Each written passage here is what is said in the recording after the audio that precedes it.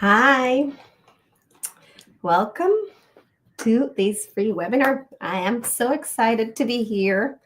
Let's get started.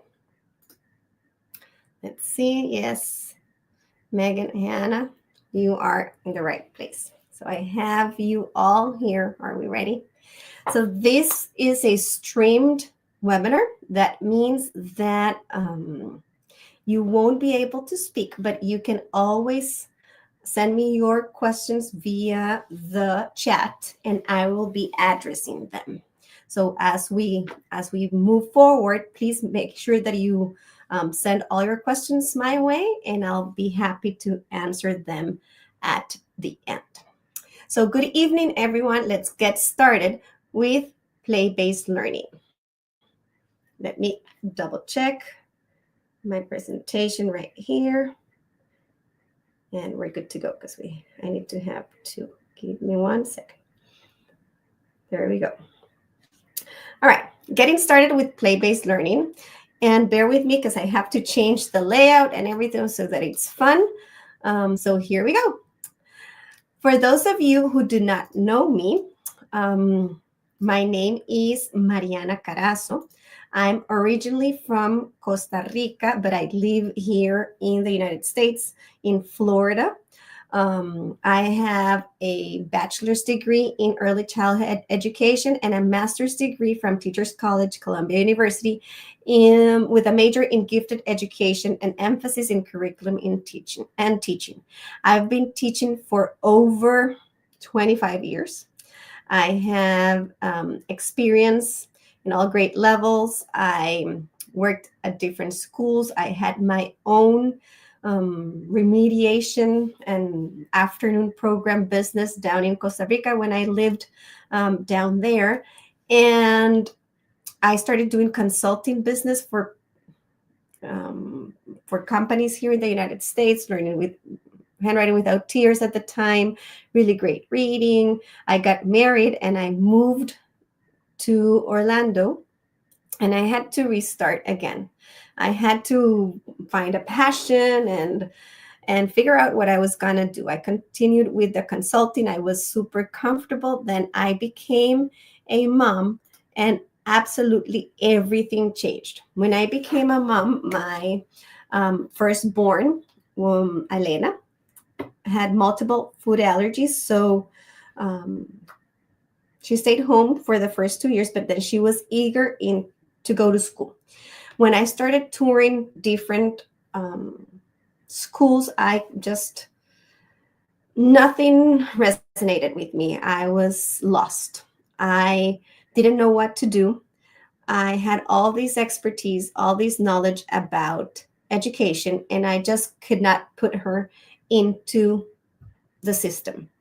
I started touring different preschools until I found this beautiful preschool that was only 3 hours a day that nurtured her as a 3-year-old and that it was about play and social emotional development. At that moment, that's all I was looking for. I didn't want my daughter to lose her childhood. I wanted her to play, play, play. Then it was time to go into kindergarten.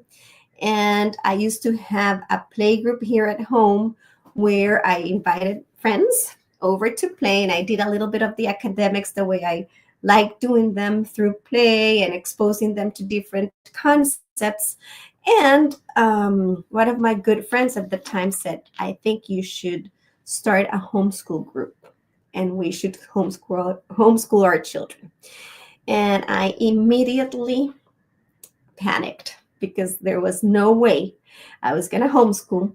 There was no way I was going to go back into the classroom because I disliked being in the classroom big time. There was no way I was going to do that again, losing my freedom, my time, and dedicating all the time to teaching and children. I was in a comfort zone, so I was not a fan of that idea. As we continued to look for more options, I just started having the same panic attacks, but when I was touring the school. So I decided that I was going to start homeschooling. And that I was going to do it in my playroom, that I was going to have 6 children so that we could have more engagement and social emotional exchange within the group.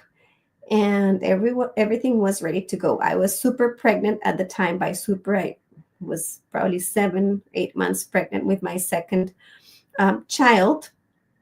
And this was pre-COVID. And then in March 2020, COVID hit. And there I was, 8 months pregnant, almost 9 months pregnant. And I was going to start homeschooling in August for the school year. I had a newborn, and I was going to do it in my playroom. So I started to feel worried about my baby getting sick, and I renovated my garage and started a project in the garage. That's how the Learning Garage was born. Within this process, I started rethinking every single part and aspect of what it meant to be to educate. As I mentioned before, I love curriculum. I had been writing curriculum for schools. I had been helping set up schools and getting them started from zero. And I had all this curriculum written. I had all these maps written with standards and with all the things that I loved. But it was my time to think how I was going to put all that content into action. How was I going to implement every single thing that I knew in a way that was meaningful? How was I going to nurture children based on development? How was I going to respect them where they were and meet their needs? And I started developing my own methodology and my own way of teaching, adding together, I'm going to be honest, my favorite things from different programs, from different approaches, and that's how it all started. But in this process, I had to think. And I had to write down, actually, as I was just sharing this story with mom. I got myself a notebook because I'm old school, and I started writing all the things that I wanted in my program and all the things that I was not sure about having. So I started questioning myself. And that is what I'm going to do with you tonight. Because rethinking education is about rethinking every single thing that we do in our practice. Tonight, my hope is to give you tools and get you started in this rethinking process, to get you started in play-based learning or play-based education. I chose play-based education because I wanted to nurture children in the aspect that they like doing the most, which is play. And play was the answer to many of my questions. Back in the day, I had to study because I was not trained in anything around play. Nothing in my college and career had been revolved around play. I always loved to add hands-on and multisensory approaches to teaching, but I started informing myself and I started learning more about play and how to use play as the main vehicle for instruction. And that's how it all started. So tonight, my hope, and if you can also add and share your thoughts in the comments, that will be even more and it will be better for all of us, and we will actually be able to exchange our thoughts around the questions that I'm going to be asking you. So the first question that I asked myself when I first started was, sorry, I skipped this one. Definitions. Why am I starting with definitions? Because definitions are the you. How are we going to define ourselves? And how are we going to define what we want and where we're headed to? When I started undergoing this process, I was perplexed to think that I had never been questioned or I never had to answer basic questions that I'm going to share with you right now that actually define who I am and where I'm headed. The first question that I want us to think about is, what is education? Believe it or not, we all have a different definition for education. And education is so broad that defining this word will define where you're headed to, your values, your goals, and your direction. So, what does education mean to you? If you want to type in your answer, I can go ahead and read some. And I will share with you in the meantime, what does education mean to me? When I was writing this definition, I started to draw different things. And I came across with defining the word with. Education to me means equipping children with all the tools they need to be successful human beings. And when I came across the word successful, I started rethinking myself and I started asking myself, what does successful mean to you? Because maybe my definition of successful is not the same than yours. And I am just going to label these children into some sort of definition just because that's my definition. And I defined that success based on what they define success mean success means to them. So my definition to education is equipping children to thrive in life and be successful human beings in whatever context they want to feel successful. We want to equip children with all the resources they can have to thrive. We don't want children to just meet certain goals. I want children to just be beyond happy and beyond successful in whatever they encounter in life. The next question that I asked myself was, why do I why do I teach? And I'm asking yourself now, why do you teach? And when I came across this question, I defined and found out that I teach because I absolutely love children. And I, back in the day, loved to teach. But then I started questioning myself, what does teach mean to you? And that's where everything started to fall apart. Because when I went into grad school for to become a teacher, I mean to college, I had a certain idea of how teaching looked like. And I couldn't wait to become that teacher that actually was doing borders around the board and putting all the things up and the bulletin boards and all the apples. And I couldn't wait to have all my students sit crisscross applesauce and to have all the notebooks and to have that class list, because that was my personal story. That's what school looked like in my head. And that's how teaching looked like to me. And that's how teaching was sold to me when I became an educator. I had a fixed idea of what teaching looked like, and I just follow along because no one ever questioned me about, why do I want to teach? What does teaching mean to you? How does education come to life? And how are you making it possible? So along the way, I went into um, my bachelor's in early childhood.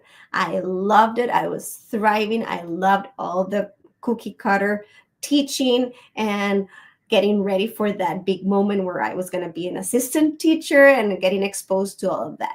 And I did that I was an assistant teacher for probably 2 or 3 years. Then I came here to the States to get my master's degree. And then I went back home to Costa Rica and I taught at an international school. And I went back into the classroom and I absolutely hated it. I was so unhappy because it just didn't feel real. I was repeating a pattern. I was having children go through a system that didn't make sense. I was burnt out. I was working too much. I was underpaid. I was burnt out. And I quit teaching in the classroom because I thought that I didn't like teaching in the classroom after all these ideas. I opened up my private practice. So I had a center for afternoon enrichment, and I had the majors in gifted and talented. So it started there, that it went into the special ed bound, also having children with different learning needs. And I was very happy. I was doing what I wanted. I was teaching the way I wanted. I had these really cool enrichment plans for students.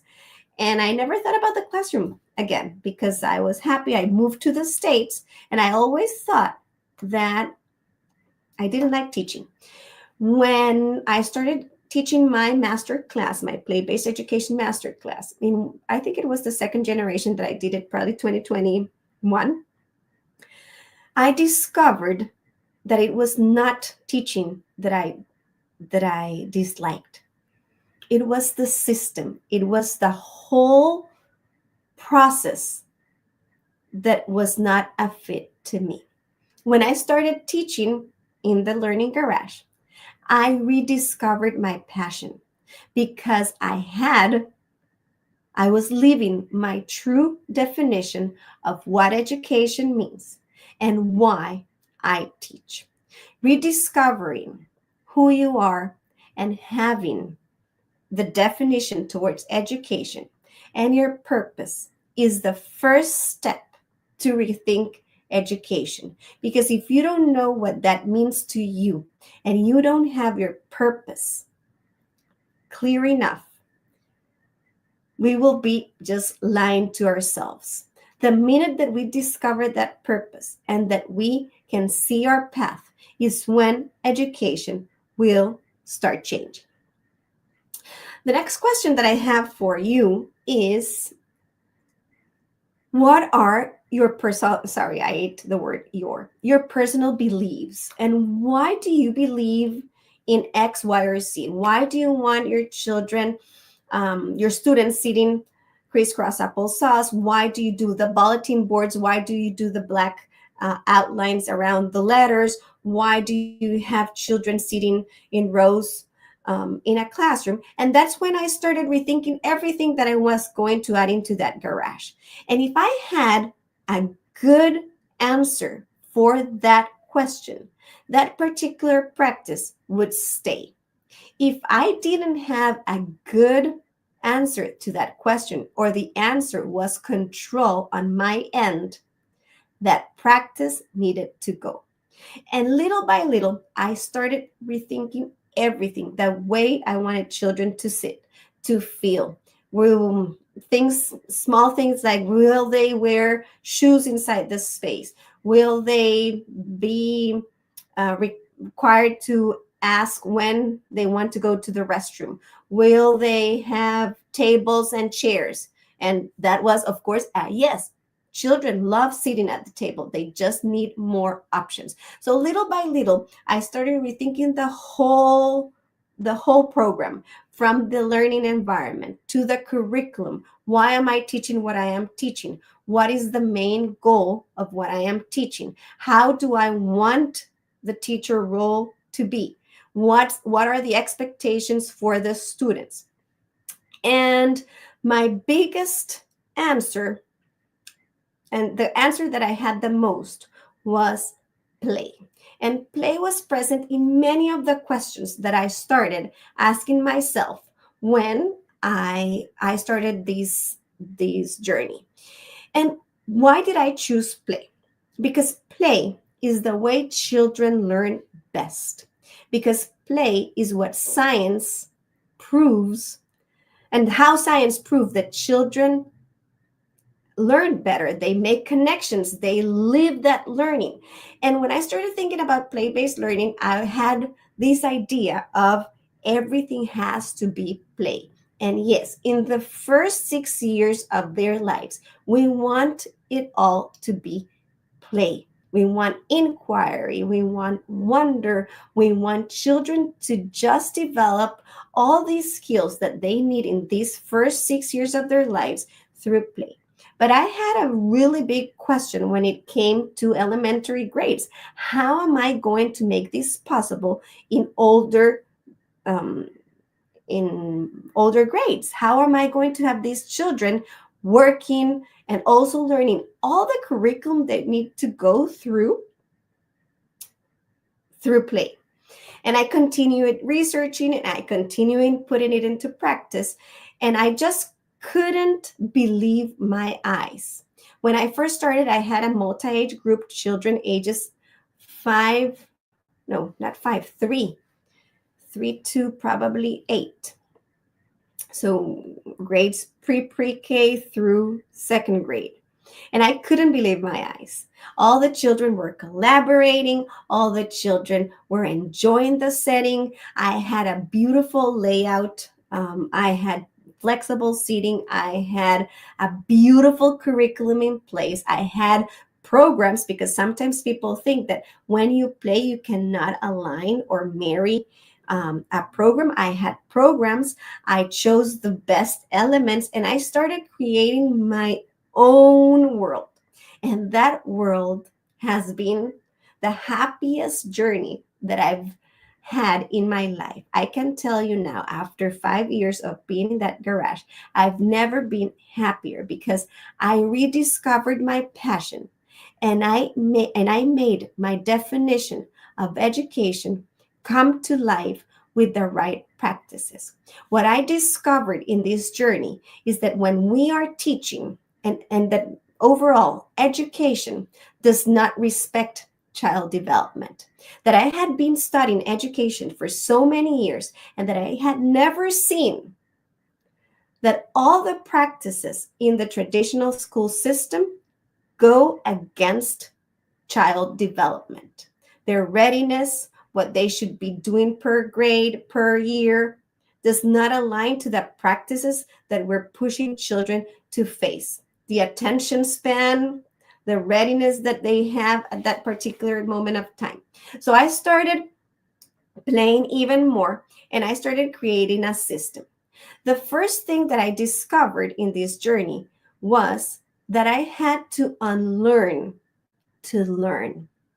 I had to let go of my own experience, my journey, and start building a different expectation based on what was right for the 21st century, on what was right for developmentally appropriate practices, on what was right for child development. When I started rethinking plus cherishing these three key elements, everything started to make sense. And not only make sense, children were learning and I was enjoying my teaching because I was living my definition of education. There's nothing that I wish for all of you more than you discovering who you are, what you want, and where are you going and where are you headed to. How to defend, because it's not easy. I had the privilege to have my garage and have my own scenario, but I know many of you work for different schools. There's administration. It is not that simple. But how can you take one step at a time towards change? Because the truth is that children today are not the same than children 5 years ago, than 10 years ago, than 15 years ago, not even when we were little. Life today is fast. Life today is evolved around technology, and we have to adapt to life overall. But we need to equip children to thrive in today's world. And what we've been teaching over time is not equipping them for the real world. So the next question, and this is where the fun will start, is who are we teaching for? The answer to this question should always be the child. The child. We are here for children. We chose to become educators because we want to teach children. And in the system, the child is not the center of instruction. The center of instruction is the curriculum, is the school, is the teacher.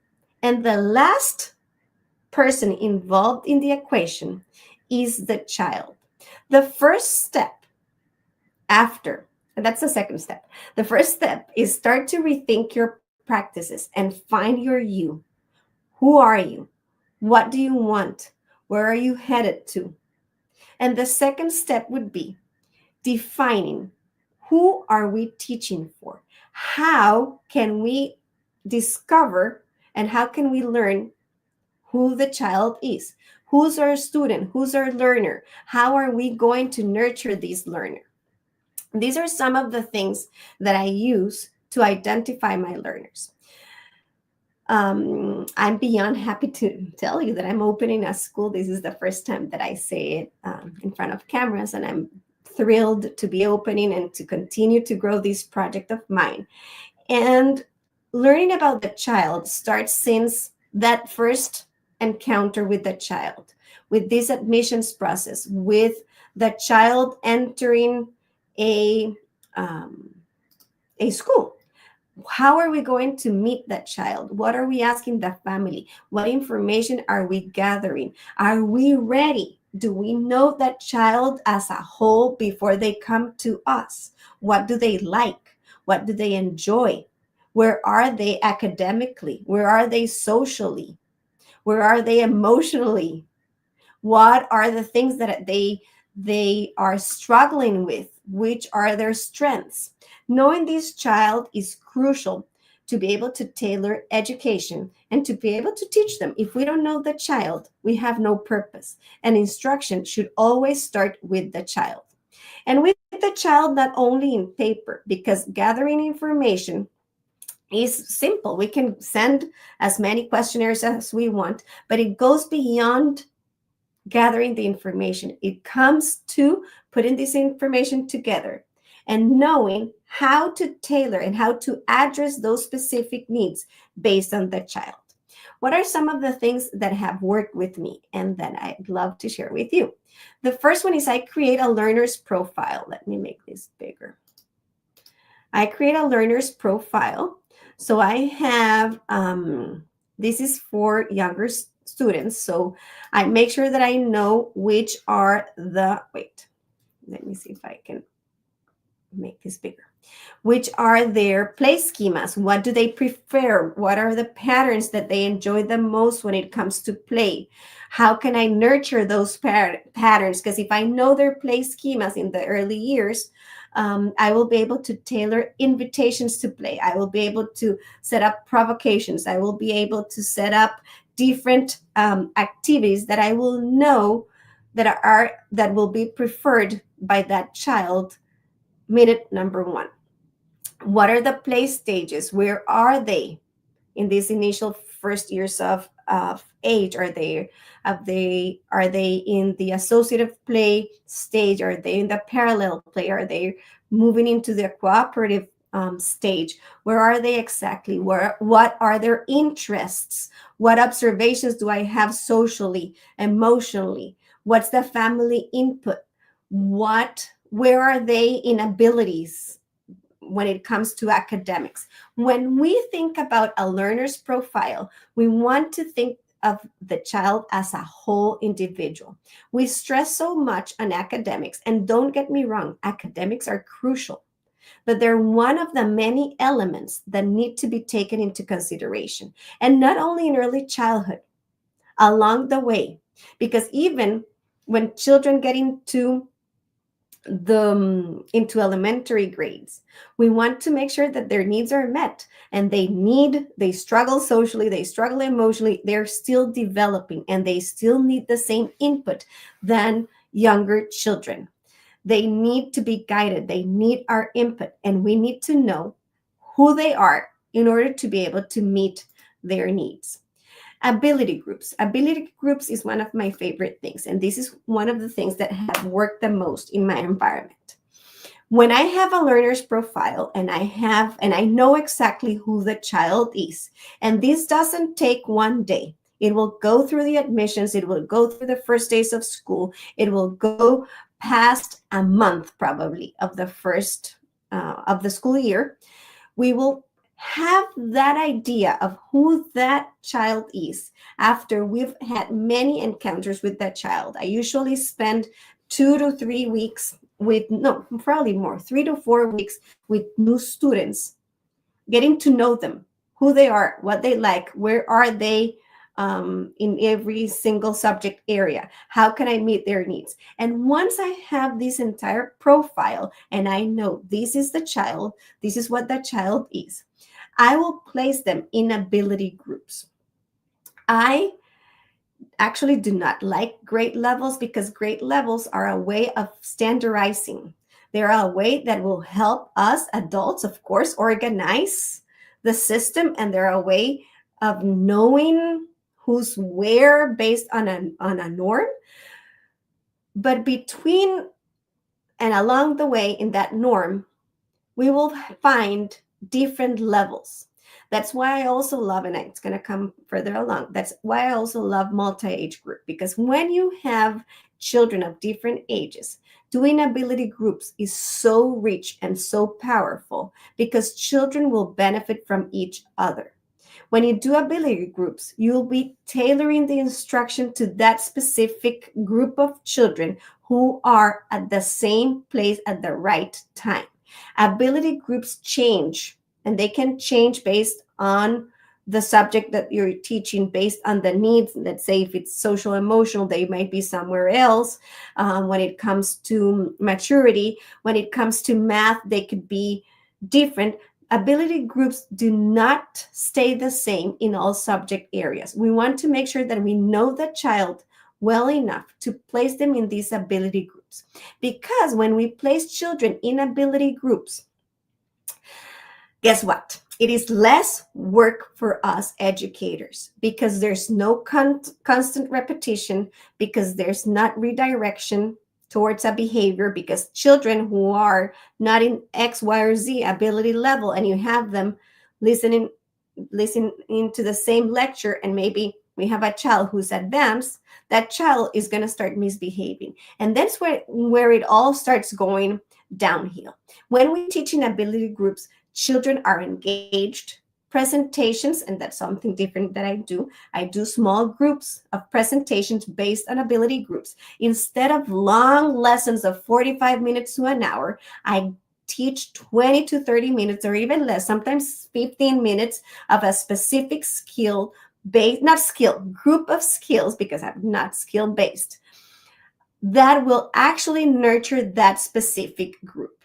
When we know our learner, we will be able to teach that child to the level they are ready for. We have to unlearn that all learners learn the same way. We have to unlearn that every child is at the same place. We need to unlearn, and this is the hardest part when it comes to parents and educators. We have such a fixed idea of what second grade looks like, what third grade looks like, and how that child, even if the child is too behind because it's not his or her fault, maybe it's because of development, or maybe it is because of maturity, but that child is not ready to be a second grader. But we want the child to meet the norm. And when we do that, that child suffers in the process. We need to unlearn and learn that each child will thrive based on their readiness and where they are, and set high expectations for them to achieve until they get to the point that they are thriving. Grade levels are a limitation towards this growth. And don't get me wrong, it's not about not pushing children to excel. Right now, I have, let's say, as an example, I have a first grader who's performing almost in fourth grade math. He used to misbehave in the system. He was the first child sitting up in the first row against the board because he was in constant movement. He was always misbehaving. That child was bored to death. That child today loves school, is setting his goals, he's super responsible because he's thriving. That child needed more. But there are also some children that cannot perform at grade level and they need extra help to get to where we want them to get. And maybe that child will never meet that grade level that they should be at because their development is not quite there yet. So, ability groups is the way to differentiating, to meeting the needs of all learners.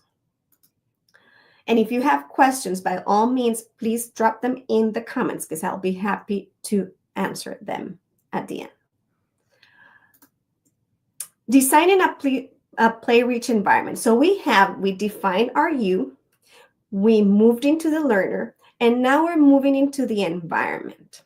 The environment, and I absolutely love these from Reggio Emilia approach. I do believe that the environment is the third teacher because the way the environment promotes learning is just magical and fantastic. Having a design and a thoughtful design in our environment will absolutely impact the way children learn. So when I started thinking about my environment, I cannot lie. This was one of my favorite parts of my process. And now that I'm getting into the new school, I'm going crazy with all the crazy things that I want to create. But I thought about only having neutral colors. And actually, if you see all my presentations and everything on my Instagram and in my branding is brownish, black, and white. And that has a purpose. I decided to go for neutral colors because I wanted the child to be seen. I wanted the child's projects and work to be the color to that environment. I wanted the resources that they use to shine in the environment so they would be attracted to every single thing that I had. So the inspiration came from craft paper. That's where this tan color comes from. And I wanted the child to be the center of everything. So I thought about designing a space that had all these neutral colors where all these color would come from the child instead of the environment. When you walk into those colorful classrooms, I will never forget. I had this one therapist in Costa Rica. She was a speech therapist, and down there, my space had colorful walls, and it was red and blue, and I had all sorts of decoration with colors. I was all about colors. And she came to my office space and she said, a child with special needs will die in here. There's so much going on at the same time. This is just too much. That's the same effect, and not only for children with special needs, that's the same effect that we have when we get into those colorful classrooms. We have the rug, the furniture, all the things on the walls, and teachers love to have all these posters up on the walls. And who is really accessing that content? No one but us, because we want to have control. So I designed the space inspired on a white canvas. I wanted something super clean. I wanted something super simple, where the child would actually shine. And this is what I came across. So I designed friendly spaces. I wanted flexible seating. I wanted neutral colors. And if you see here, what really shines, I had no children in this picture, still in the garage, so I could not share their projects yet. But when you come in nowadays, you will see that that's a space owned by children, not by the adult. And this is how I designed the learning space. Neutral colors allow the space to shine. So that is something that you can get started with little by little. How can we change the colors? How can we promote a space that allow for creativity and for children to have a say in the process? We also offer multiple flexible seating options I bought some pillows. They love pillows on the floor. They love rugs. They love these little IKEA chairs. They Now we have some play nuggets. A mom donated some bean bags that she actually made herself. You can look for. There's this beautiful article from Is it Jennifer Gonzalez? And I think it's called the Candy Classroom, Candy Eye Classroom. Give me 1 second.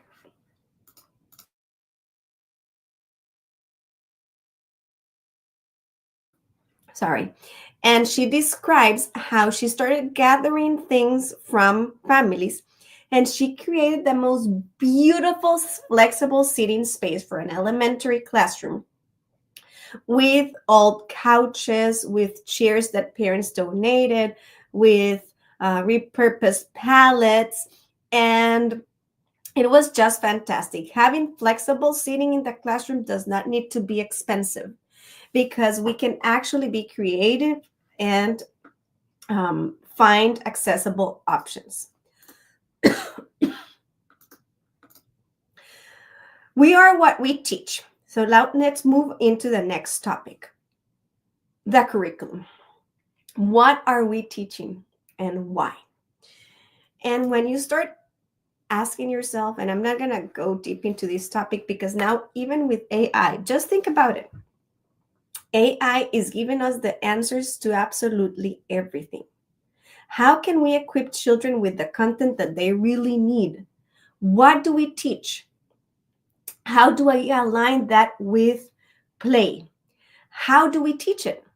What resources do we use and how often? When I started rethinking my practices, I came across with, let me see if I don't have it here, with two things that shocked me. The first one was I started creating the schedule of how often children were having these presentations, and how many goals did I need to actually meet and practice those goals, those presentations, I'm sorry.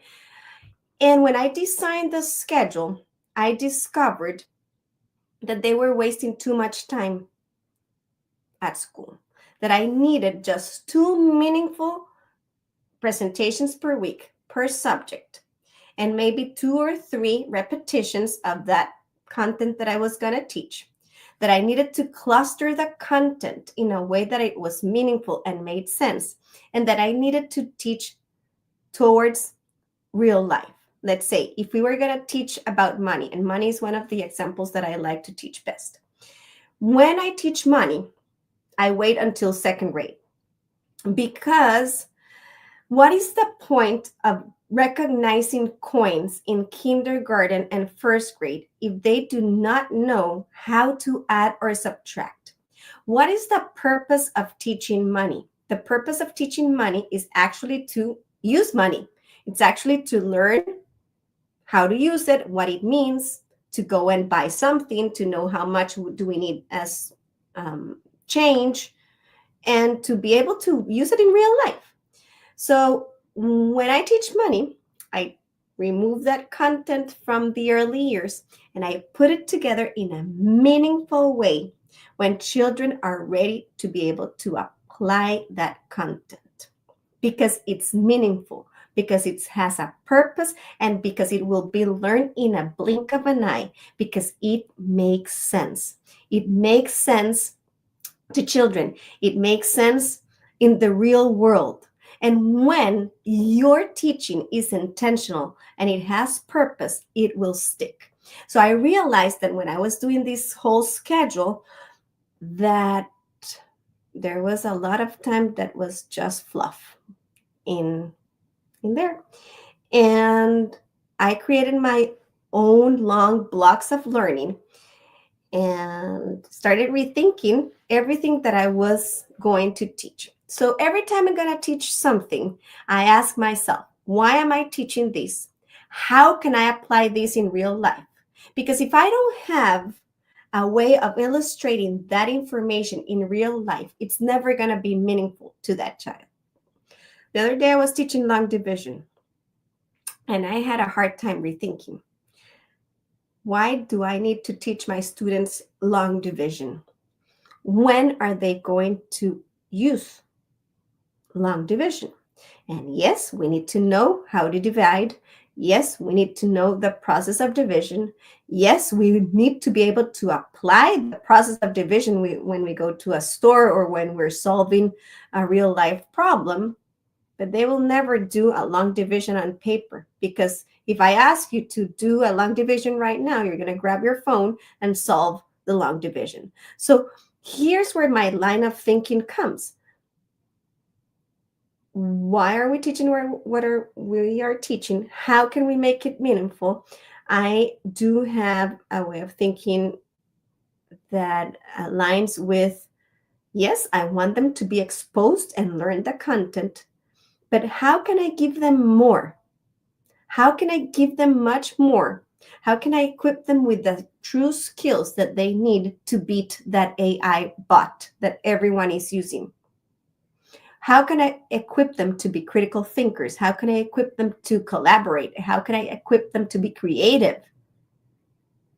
And those are the 21st century skills that all children and that all of us need to thrive in life.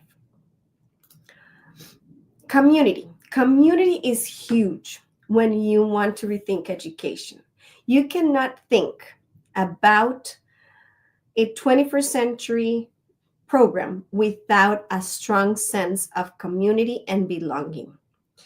When we work together with families, everything makes sense, because we don't, and part of our definition, it is about an ongoing circle. It's about the administration, the educators, and the community coming together to build a movement around someone who's a child. How can we connect all of this learning with home? How can home be part of the learning? How can the administration be also part of this learning? How can we come together to make and build this sense of belonging? In my learning environment, we invite parents over for Show Your Learning, which is something that happens at the end of each bimester, where children show their learning in a specific project. We don't show our learning in math or reading or writing. We show that learning when we test. We do a map test at the end of the school year.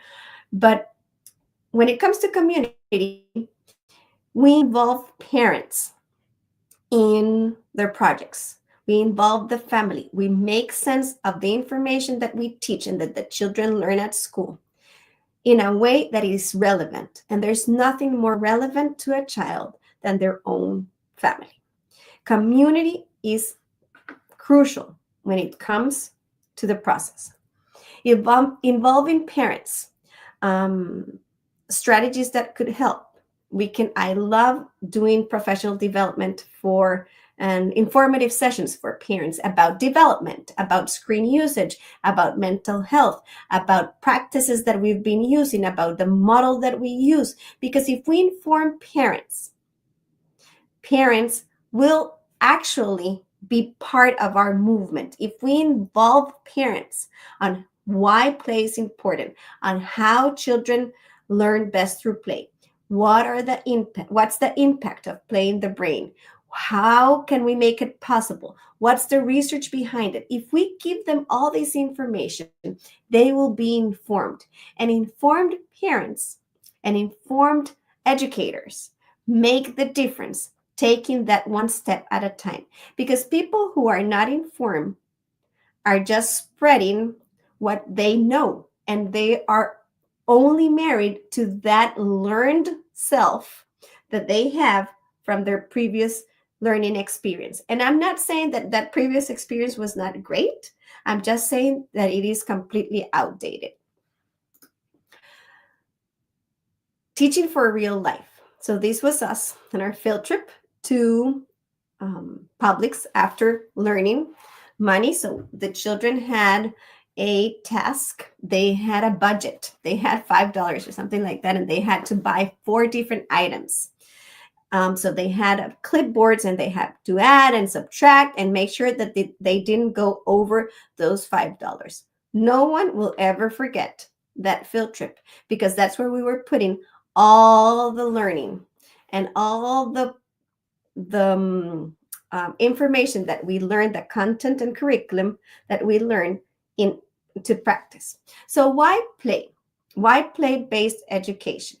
When we talk about play, we want to think about this. This is how classrooms look like in 1930, and this is with the Industrial Revolution. It started to look, I mean, it was needed back in the day.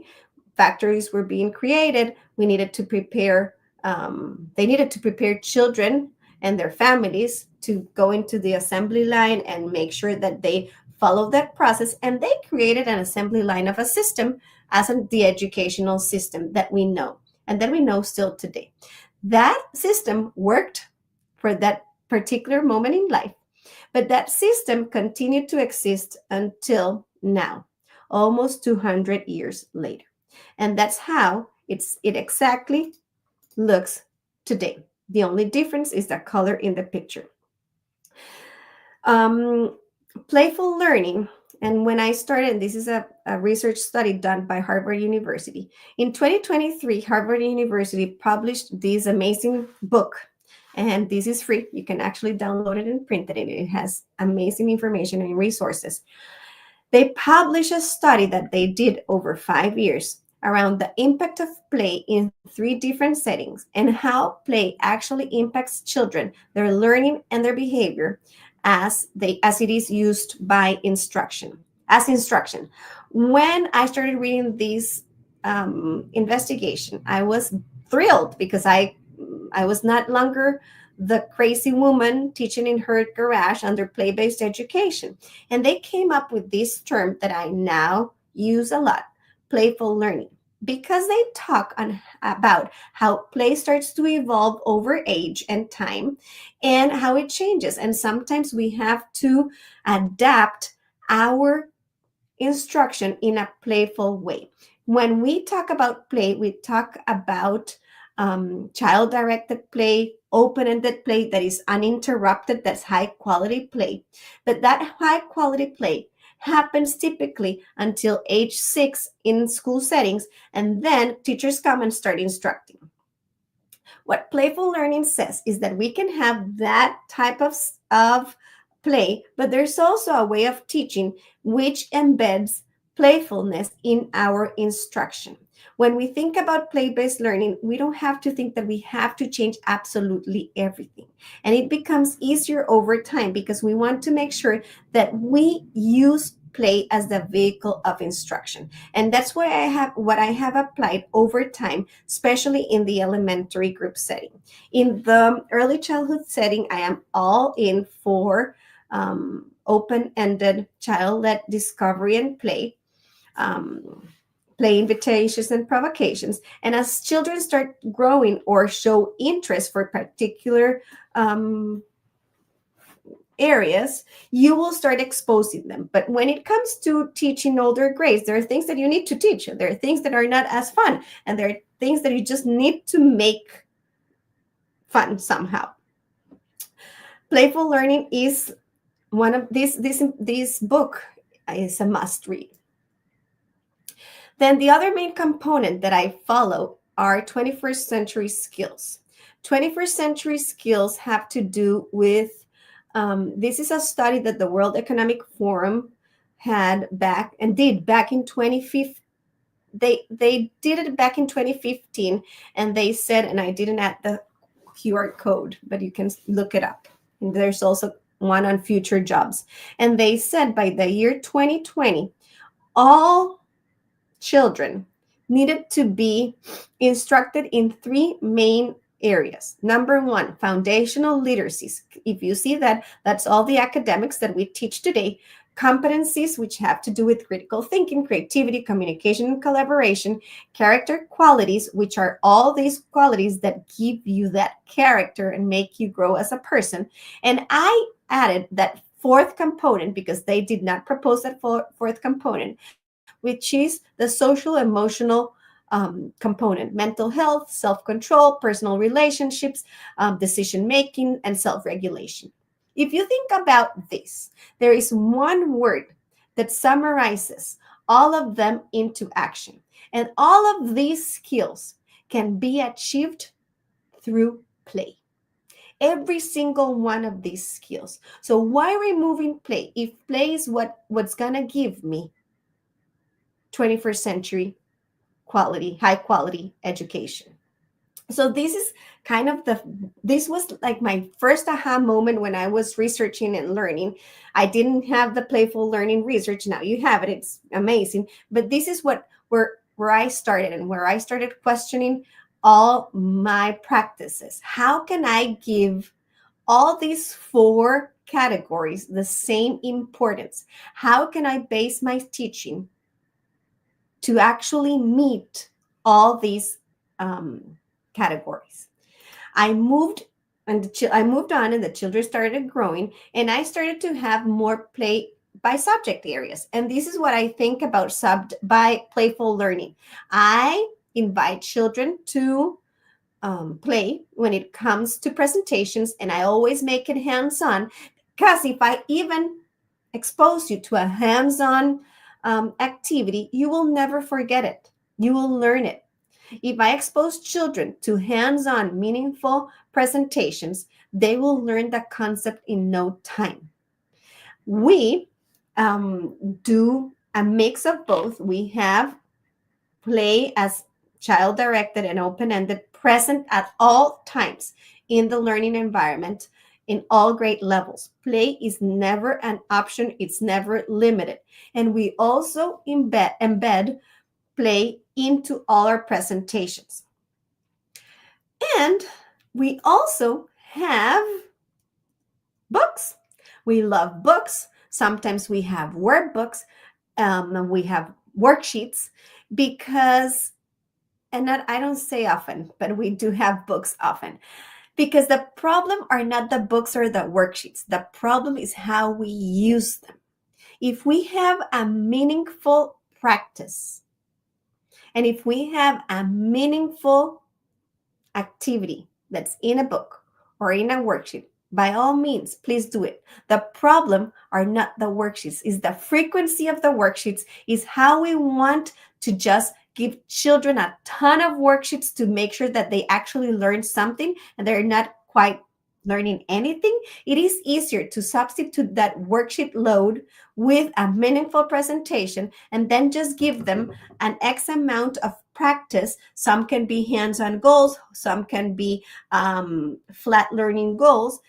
The key and the secret in this structure is having balance and knowing why. Why are we doing what we're doing? And I'm going to share a personal story here with you.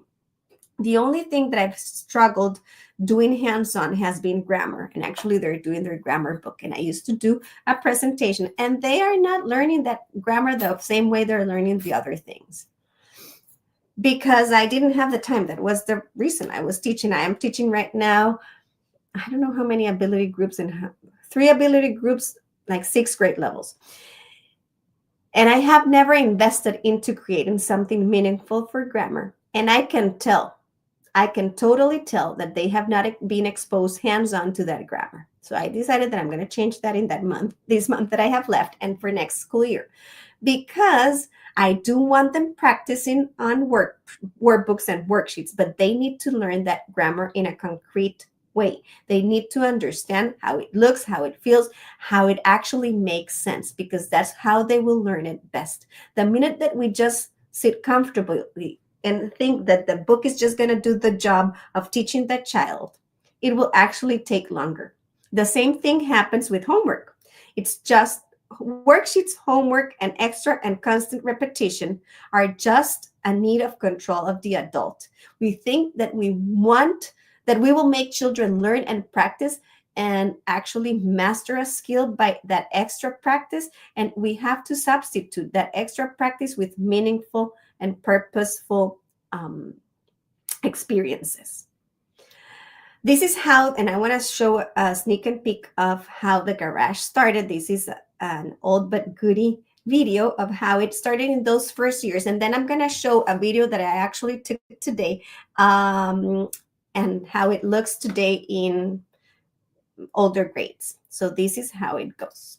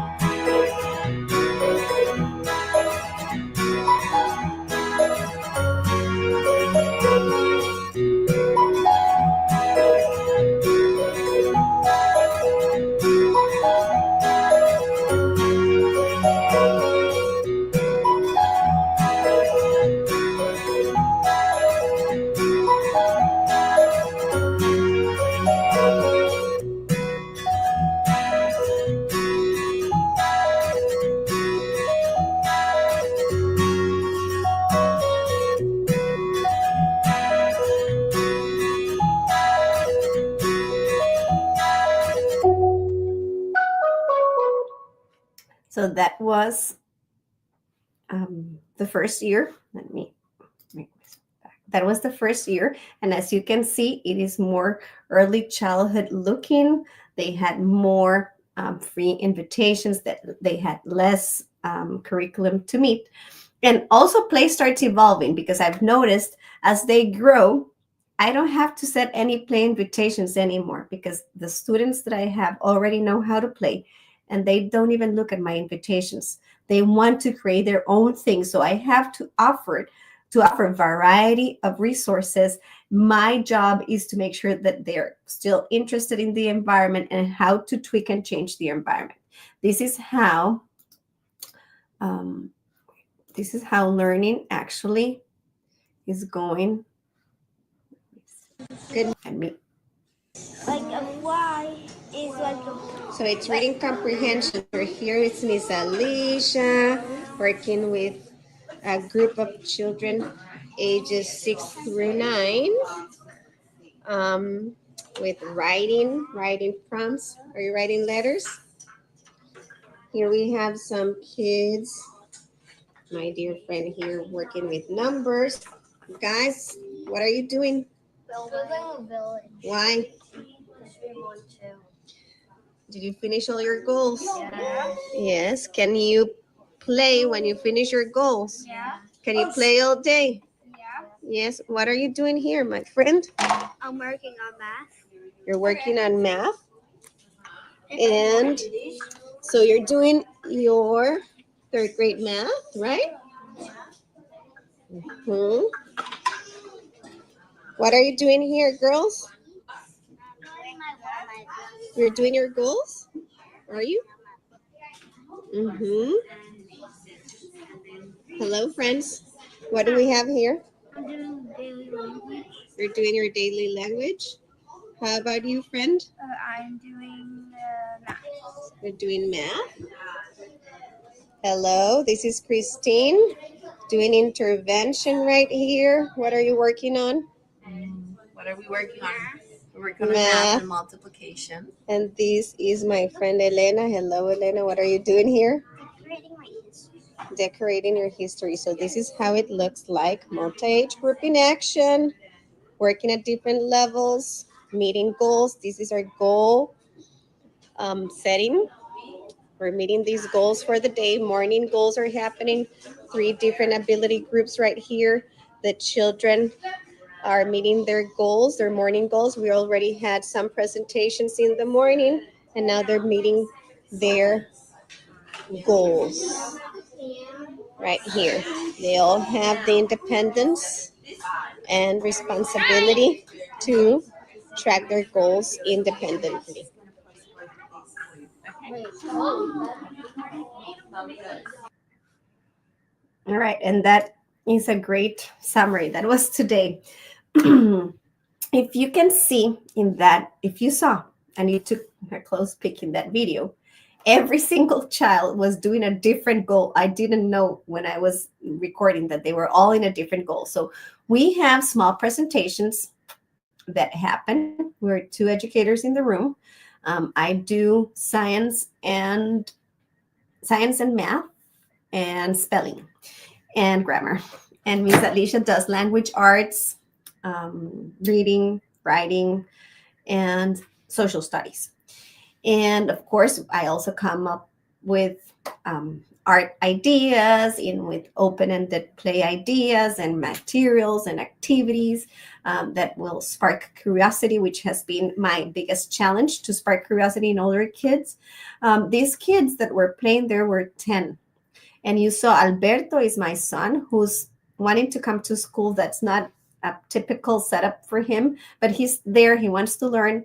And I don't have the muscle to teach him right now, but he's there and he's doing his own thing and he's having fun. Children at this stage, which for me is incredible to watch, because I had that dream when I started. I wanted these children to be guided through the process. I wanted to be a facilitator in early childhood that would guide and promote that independence towards elementary. I wanted children to be able to do their goals independently, and I see it in action. They do their goals. I check their goals. I make sure that they're done correctly. They have the goals on the board, and they also have like a folder with their weekly goals and daily goals to track, and everything is tailored to the ability group. So they know what to do, when, how, when, who has a presentation with what educator, and it just flows. When they're done, I like having the presentations first thing in the morning because they're alert and they're awake. I know that these might sound difficult for a school, but there's always ways to adapt. Maybe co-teach with another teacher, and instead of having 2 1-hour blocks, put them together, do presentations within the classroom. How can we come up with ideas and solutions to make this actually work? The biggest limitation is you saying I can't, or I have X, Y, or Z. Because my motivation to you is to think, how can I make it work? How can I do it different? How can I try something else? Because the minute that you have growth mindset, and the minute that we as educators have those 21st century skills that I was showing you before, that minute is when education changed. We cannot expect children to be 21st century learners if we are not 21st century educators, willing to adapt, to change, to problem solve, and to come up with creative ways to teaching in such difficult times in life. Let me see what I have here. All right, so steps to get started. Choose your battles. Which are your steps? What can you do now? What can you take? And I know that I could never compile all my knowledge in an hour and 8 minutes that we have here, because it's too much to compile all together. It has been years of research, years of knowledge, putting all my practices together, see it in action, and seeing the success that it has been. I am beyond proud of what I've accomplished. A lot of our learners have a scholarship, which makes us test at the end of the school year. And in the standardized test, they're rocking it. They had never tested before and they did great. We started testing last year, and I'm not against tests because I think that tests gives us powerful information. I am against teaching towards the test. I'm against the whole system leaning and spinning around those testing and those measurements. The test should be tools that will give you information to teach towards those ability or group or ability levels or groups. So finding ways to problem solve and coming up with new ways. If we think that the system will never change, it will never change. If we think that we can start changing, it's not about putting it all together. Choose your battles. Choose one, two, or three things that will make it easier. Tonight, I also want to present a way to actually teach you how to transform teaching, how to make it possible. As I mentioned before, I compiled, and these journeys started 5 years ago. When I first saw this in action, my first year of teaching, I thought to myself, I cannot keep all this knowledge to myself. This is so gorgeous. I see my learning garage as a research lab. It is 21st century in action happening in there. So I started documenting, and I created a play-based learning master class, which this year I transformed into a play-based education master class. I created this class 5 years ago. It was an in-person Zoom class that lasted 6 months. We used to meet once a month. And I did that for 2 years, first pregnant and then with two babies. And then I thought to myself, why don't I record this instead of suffering with all the children and all the things that I'm doing? And that's what I did. Back in the day, I was going to record it in English, and my youngest son was very sick, and I never happened to record it. I did it in Spanish. It has been a huge success, but I didn't have the energy to record it in English. And I am halfway finishing this play-based education master class. I renewed the whole thing. So I went from 7 modules to a 12 module learning experience that gives you exactly everything, module by module. I have more than 70 people who have taken this class in Spanish and some in English in those first 2 years. And it has been a game changer. This is a scope and sequence. And actually, I feel very proud, but I feel like this is more of, it is a university course. It is a high level education, professional development that will give you absolutely every single tool that you need to make this possible in your learning environment. We have 11 modules so far. The first one is defining play-based education. I will go through all the terminology. We will back up research and how it really, why play. This is one of the most important modules because it will give you the most important tools, because we have to inform others. And that's one of the biggest struggles. How do I convince my school? How do I convince parents around me that this is the way?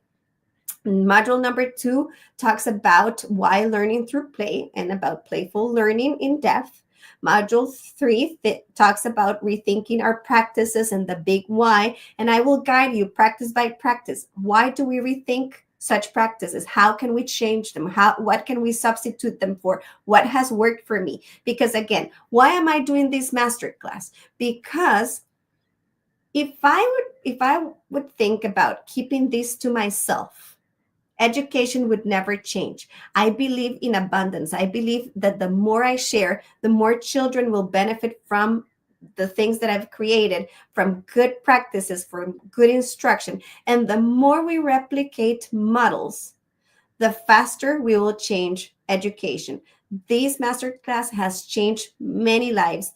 I have people, the first generation of people who took the masterclass, actually one was an owner of a shop that makes Play-Doh. I had parents, homeschoolers, I've had educators, principals, a big audience joining the masterclass. because there's nothing out there that will actually inform you in such way. I give you resources, book recommendations. I give you all my treasures, all my tricks, all the templates that I use, all the things that I've tested and actually have worked out for me. Module 4 talks about rediscovering our passion and defining that us, that you, that I was talking about before. Module 5 talks about the child. And again, these modules are 2 to 3 hours long. This is a 25 plus hours long course. But I know that it is very hard to take that much time to complete a course. So I've cropped the course in small chunks so you can digest it, so you can listen to it you using your AirPods or headphones or however you can to make it accessible and easy. We have module number 6, which is designing play-based learning environments. What are the things that need to be taken into consideration? What ideas? How can you come up with your design? We also have module 7 talks about experiences and materials, how to come up with these invitations to play and how it evolves over time. We have module number 8, implementation of a play-based learning environment, who and what, for whom, how, what do we need to include the curriculum. Module number 9 talks about the environment, also about the how to put this into action. What are the strategies that we need? Module number 10 talks about the implementation of the play-based learning environment, but also it talks about more in depth about when, the community, the assessment. I give you templates. I share with you absolutely everything that I do.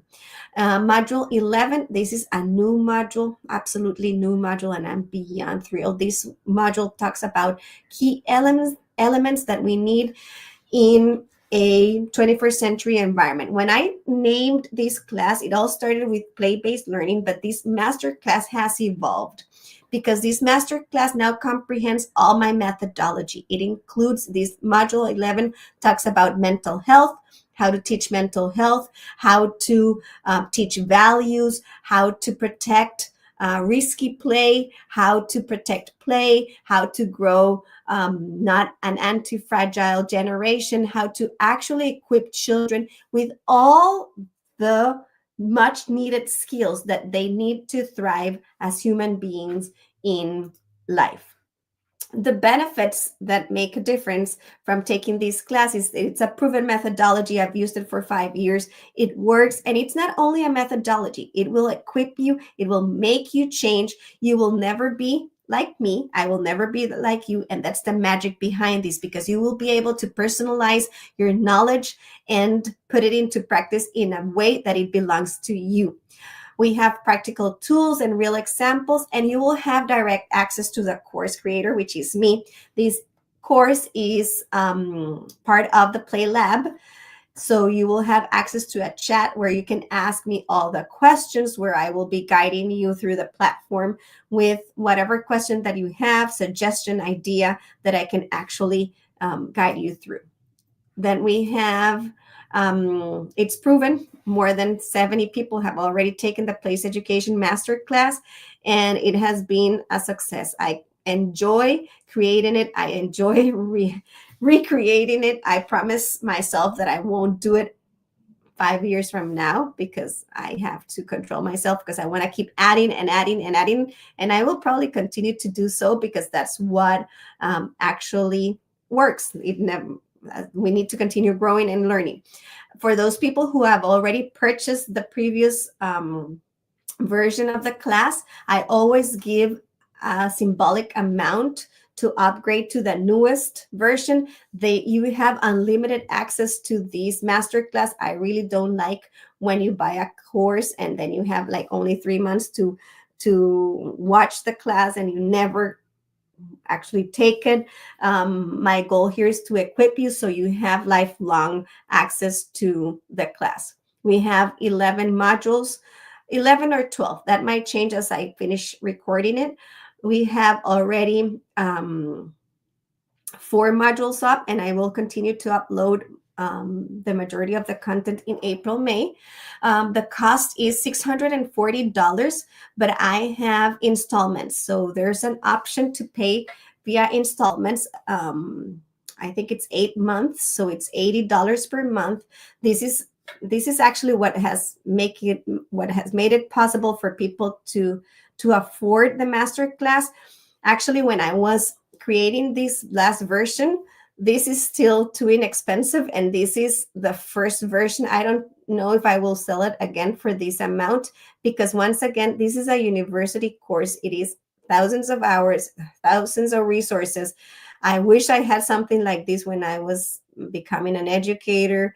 It has an ebook, it has articles, it has all my secrets. It has, of course, a certificate of participation. And if you take this class, you also have events, discounts in events and products that we create. We are a very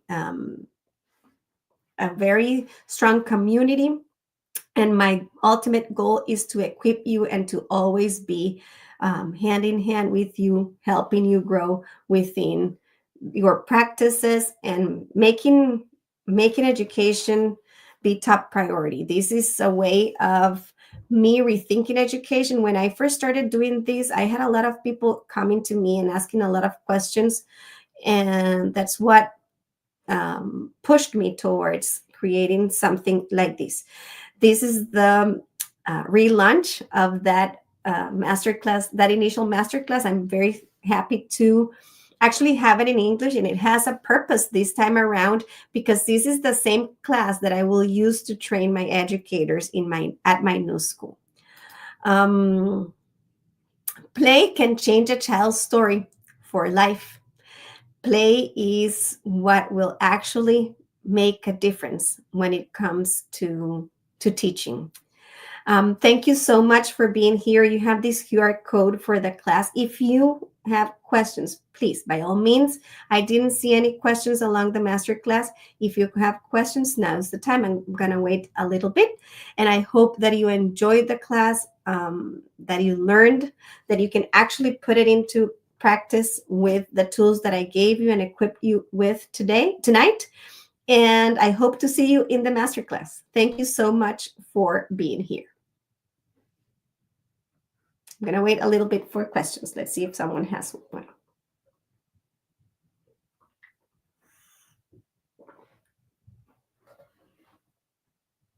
No questions?